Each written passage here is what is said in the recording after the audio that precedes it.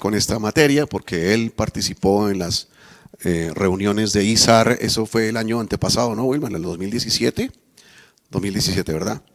Y en el 2017, a través de esta participación, el país se vinculó también en este tema con la ONU y para aplicar esta herramienta, la herramienta ADT.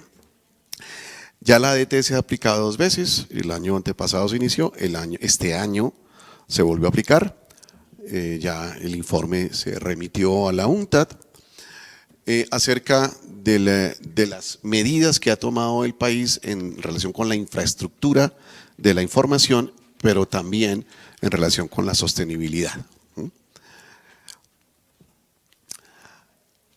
A nivel internacional, pues, ¿qué reguladores básicos tenemos acá? Yo escogí algunos porque hay más, obviamente hay muchos más. Tenemos la UNCTAD, que es, digamos que si no es un regulador, es un impulsador.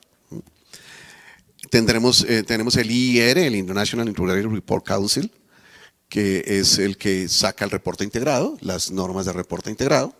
Tenemos el GRI, que también emite estándares específicos para reporte, y el ICAC y AECA en el caso español. Vamos a mirar someramente algo de cada uno de ellos. En la UNCTAD, entonces decimos que en conjunto con ISAR desarrolló el Accounting Development Tool para medir el estado de la contabilidad, el reporte, el aseguramiento y la institucionalidad de la información.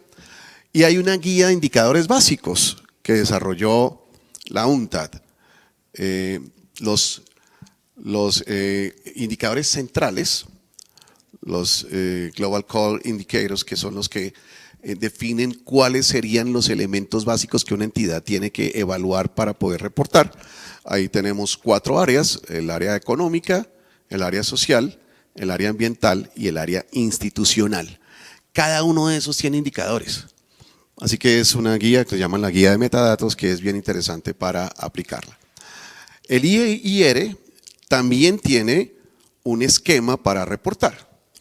En este esquema ustedes están viendo los componentes que tienen en cuenta: la descripción general de la organización y su entorno, el gobierno corporativo, el modelo de negocio, riesgos y oportunidades, estrategia de asignación de recursos, desempeño, perspectivas, bases para elaboración y presentación y orientación general del informe. Estos son los elementos del IIR sobre el reporte integrado. Ustedes no ven específicamente que este es un reporte para sostenibilidad, pero incluye los temas de sostenibilidad. El GRI sí está definitivamente enfocado hacia la sostenibilidad y está conformado por una serie de estándares por secciones sobre diferentes temas. Entonces ahí tenemos los temas ambientales, económicos, sociales y todo lo que tiene que ver con sostenibilidad. En cuanto a ICAC, ICAC es el órgano regulador español, es un órgano normalizador y regulador en España, y AECA es el órgano gremial. La ley 11 del 18 hizo obligatorio el reporte no financiero. El reporte no financiero incluye estas materias. Y AECA, con base en los estándares, desarrolló un modelo de información integrada, o sea que por eso pongo los dos. Hay una ley que lo obliga y AECA ha desarrollado un modelo, que eso ustedes lo pueden encontrar fácilmente allí, en las páginas web de AECA, en el sitio web de ellos. Y estos indicadores son de tipo cualitativo y tipo cuantitativo. En los cualitativos tenemos cosas como, por ejemplo, el modelo de negocio, ¿cierto? Las políticas de dirigencia de la entidad en relación con estas materias. Y en los cuantitativos pues tenemos también financieros, ambientales, sociales y de gobierno corporativo. Ahora, ¿qué relación hay entre el informe de sostenibilidad y los ODS? Entonces, podemos decir aquí que tenemos 2 dimensiones de los ODS. Una dimensión que es la del país y otra dimensión que es la de la empresa. Es decir, cumplir los ODS como política de Estado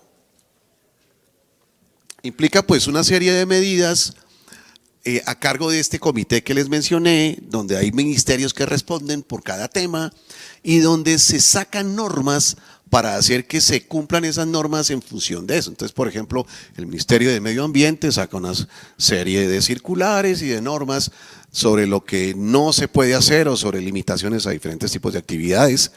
Y así sucede con los demás relacionados con la materia.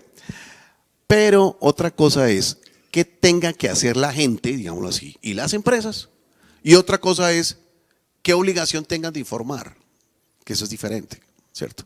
Entonces, a nivel empresarial, el mundo está crudo. Vamos a decirlo, no Colombia, el mundo. Porque a nivel empresarial, esto sigue siendo voluntario. O sea, en la mayoría de países, el informe sobre sostenibilidad es voluntario. Entonces, todavía nos falta mucha más coercitividad en esta materia para que exista más transparencia en la información. Entonces aquí nos encontramos con un caso bien curioso. Algunas empresas colombianas, por ejemplo, dicen tener, por ejemplo, el caso de una que observé, que dice hacer reporte de sostenibilidad, pero cuando uno va a leer lo que está en el reporte de sostenibilidad, eso no cumple estándares y lo que están haciendo ahí es el mismo balance social de antes, sino que le cambiaron el nombre, ¿sí? Pero es el mismo balance social que se hacía en los años 60, 70. Entonces, ¿eso por qué? Porque no existe regulación específica, no hay regulación en la materia, ¿cierto? Aquí hay un ejemplo de cómo se puede hacer un informe empresarial que vincule los GRI con los ODS. Entonces, como los GRI son reportes por secciones, sección 100, sección 200, 300, etcétera, entonces el informe lo que haría es, en las políticas que aquí ustedes no alcanzan a ver, porque esto, además de eso que está como un poco opaco la visión, pero lo que tenemos allá a la izquierda son indicadores que ha desarrollado la entidad. Y sobre esos indicadores está mencionando en cada caso a qué ODS pertenecen y a qué GRI pertenecen. O sea, que hace el doble cruce. Los que tienen que ver con GRI y con ODS salen ambos, y los que tienen que ver con uno solo, pues menciona el que corresponde. Y aquí está mostrando, por ejemplo, 3 años, 2016, 17 y 18, y en cada caso está mostrando, por ejemplo, en este informe que es sobre aspectos de personal, está mostrando, por ejemplo, en los indicadores, hombres, mujeres y total. Y arriba ustedes están viendo que ahí dice GRI 404.1 y el ODS el 8.5. Está mostrando a cuál meta de ODS corresponde y a cuál sección del GRI corresponde. Bueno, esto en materia de reporte, pues debido a que ya se me acabó el tiempo, pues no puedo profundizar mucho en el detalle, pero el mensaje general es que en materia de reporte no existe realmente un formato específico. Existen lineamientos como son los estándares en general, el GRI tiene estándares, no tiene reglas de detalle, así que cada entidad pues maneja su propio formato para montar el reporte. El caso es que el reporte pues cumpla con los GRI y revele cómo está contribuyendo al cumplimiento de los 17 ODS. Pero hay un tema fundamental en esto y es el aseguramiento, ¿sí? Pues realmente uno podría decir que si esto, que es realmente muy importante y va a ser cada vez más relevante en la información corporativa, no está sometido a aseguramiento, pues pierde totalmente su eficacia, como el ejemplo que les mencioné, ¿cierto? Esta empresa, por ejemplo, tiene este informe que no está sometido a aseguramiento, o sea que no hay nadie que garantice que eso está bien hecho o que corresponde a la realidad. Y por eso ni siquiera el formato coincide con ningún formato de nada, ni uno cruza con nada. Sin embargo, cualquier lector desprevenido podría decir, pero está tan bien, ¿sí? ¿Pero contra qué? ¿Sí? Entonces, sí realmente hay una necesidad de aseguramiento. En Colombia, pues no tenemos exigencia, pues algunos lo someten, otros no. Y la otra pregunta que surge es, si fuera aseguramiento, ¿qué nivel de aseguramiento sería? ¿Sería un nivel de aseguramiento razonable donde hay que emitir una opinión? O sea, ¿sería una auditoría? ¿O sería simplemente una revisión con un aseguramiento limitado y una conclusión de tipo negativo? Eso tampoco está. Entonces uno lo que ve es que los que reportan con aseguramiento, el aseguramiento es de tipo limitado, que es obviamente mucho menos comprometido que el alto aseguramiento. Aquí hay un ejemplo de un soporte de un informe de aseguramiento. Aquí tampoco ustedes seguramente alcanzan a leer mucho, pero está mencionado en el elemento en la parte izquierda, el aspecto gris en el centro y el estándar gris a la derecha. O sea, ¿qué es lo que está haciendo aquí el auditor? Listando los criterios, ¿cierto? Los criterios que tuvo en cuenta y sobre los que está dando su conclusión. No les puse el informe porque es un informe extenso y no, leerlo no alcanzaría jamás, pero la idea es que él da su informe y como anexo a su informe muestra los criterios que utilizó, que son en este caso, por ejemplo, los estándares GRI. Hay un proyecto que en este momento se está moviendo en el IASB que se llama el proyecto Extended External Reporting, EER. Ya con esto termino. Este proyecto lo que busca es incluir prácticamente lineamientos para el aseguramiento sobre reporte integrado. Eso es lo que pretende. No es específicamente sostenibilidad, pero incluye la sostenibilidad. Es uno de los elementos que está incluido. Aquí no alcanzan ustedes a ver el asunto, pero les cuento que esto en general tiene dos fases. Y en una fase 1 estaba un documento de discusión que ya está publicado. Si alguno de ustedes quiere verlo, lo puede encontrar en la página de IFAC. Y ustedes le dan allí proyecto EER y les va a salir el documento. Y ya es un documento oficial del IASB.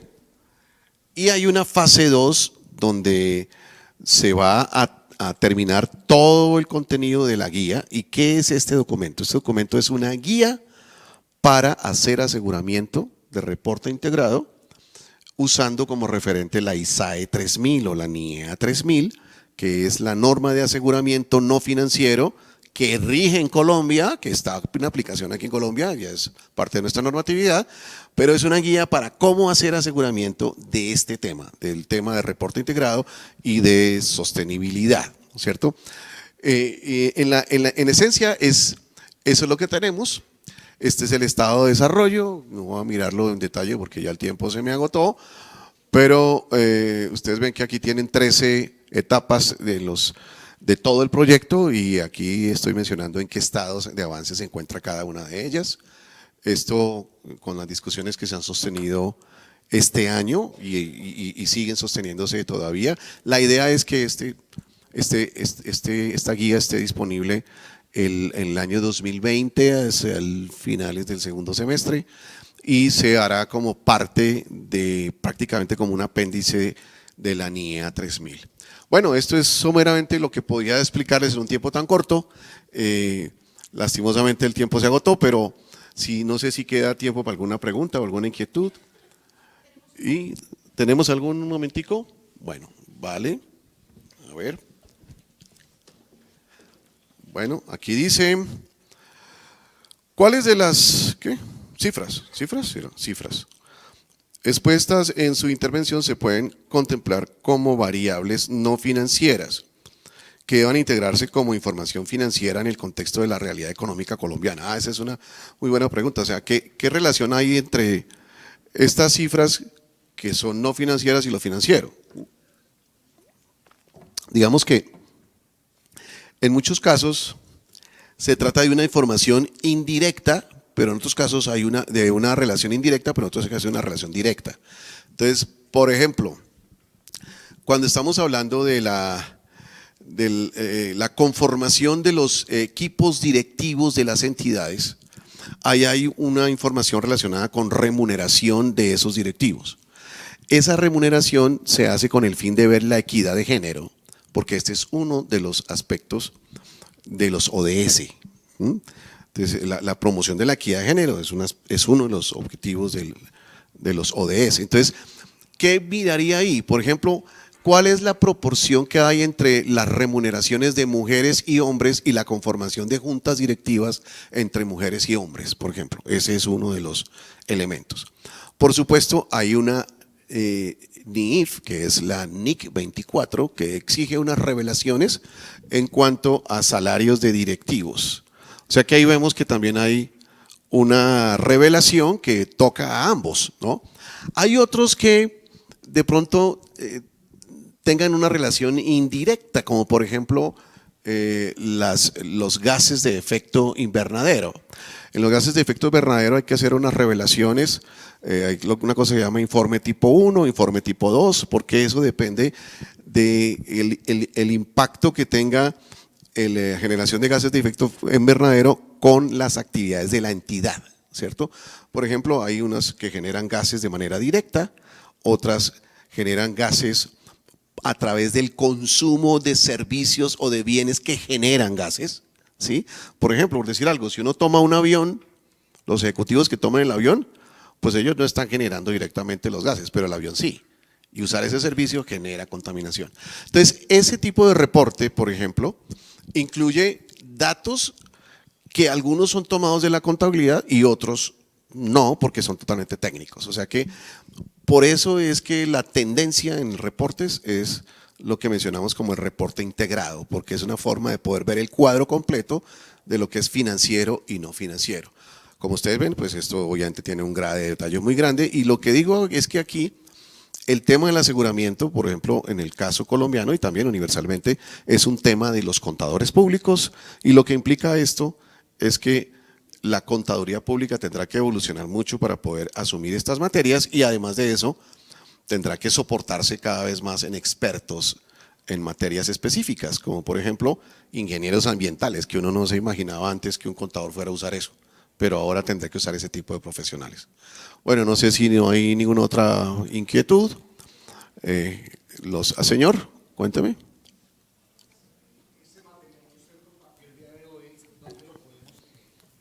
Esa sí es una pregunta más importante todavía, ¿cierto? Esa es la más importante de todas.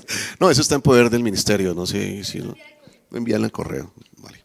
Bueno, muchas gracias a ustedes por su tiempo y feliz tarde.